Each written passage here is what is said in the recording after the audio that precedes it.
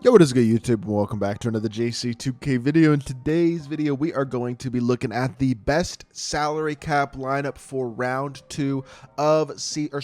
one of season 5 here in NBA 2K24 MyTEAM. So, the ultimate salary cap reward this season is Galaxy Opal John Havlicek. I am hoping that that card will be able to play point guard, and I'm hoping that he will have some changed animations. I do know that I did like his release on his first card this year. There is potential for that to be a really good salary cap reward. If y'all remember 2K21, Galaxy Opal Honda was the man, like the best card in the game. So who knows? It'd be cool if we get a really good Havlicek, but no promises. Obviously, the salary cap rewards as a whole this year have been a bit disappointing, but there is always the possibility to be better this season. And I know people love to grind salary caps simply because it is a very rewarding game mode to play. Between the deluxe badge pack, whatever, 1 token, a Lunar New Year deluxe pack, 5,000 MT, 3 tokens, 10,000 more MT, a pink diamond, and then an ascension board at 2,500 that can give you a bunch of more MT.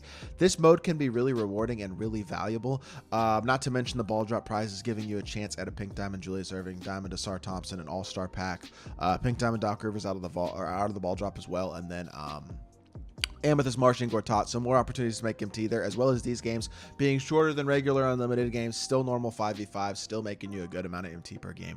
Overall, very rewarding game mode to play, and it's a game mode that I know a lot of people do enjoy, a little bit less sweaty than unlimited, no skill-based matchmaking.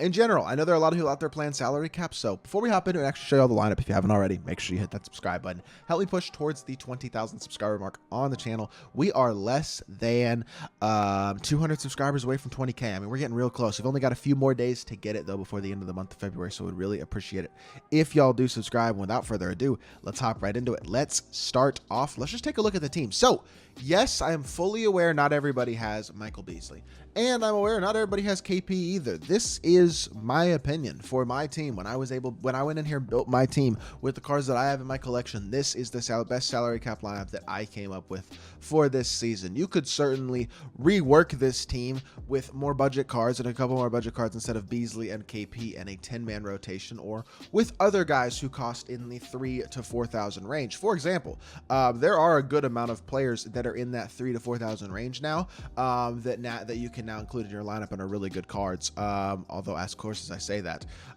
did they just change salary cap or something? Because I am looking at this right now, and all these cards all of a sudden seem. Wait.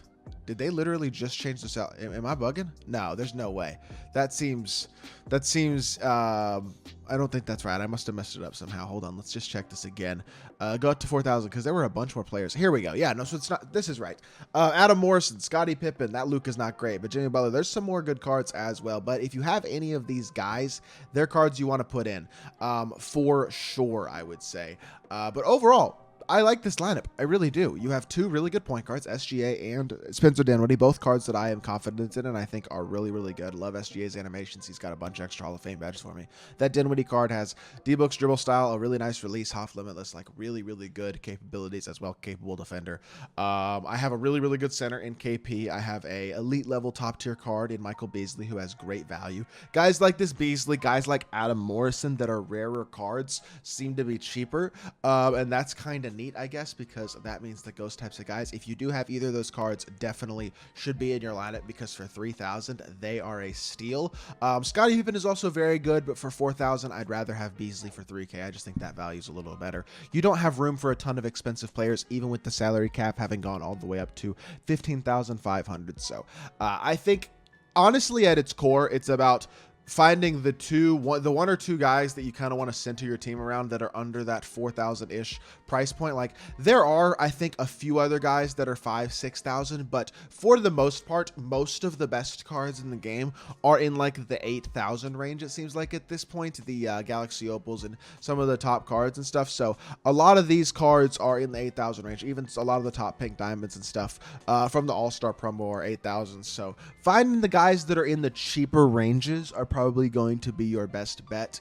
And then once you find a couple of those guys you kind of want to build around, then you can fill in the rest of your team with these more budget cards. For example, Julian Strother is a great option. 1,100 for him is a little more expensive than what he was. He was 600 salary a couple weeks ago, but still really good value there. Herb Jones for 1,000 is great. Kenyon Martin is the cheapest Amethyst in the game at only 600 salary. That might be because he's an Evo card from Ruby, but he's a really good cheap card that you can use. Another good cheap card that you can use is Ruby Mitchell Robinson.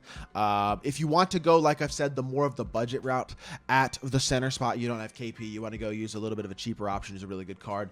A guy like a Miles Turner's not a bad option. Amethyst Miles Turner for 3,000, but to me, I think Amethyst Mo Bamba for 2,000 would be an even better option.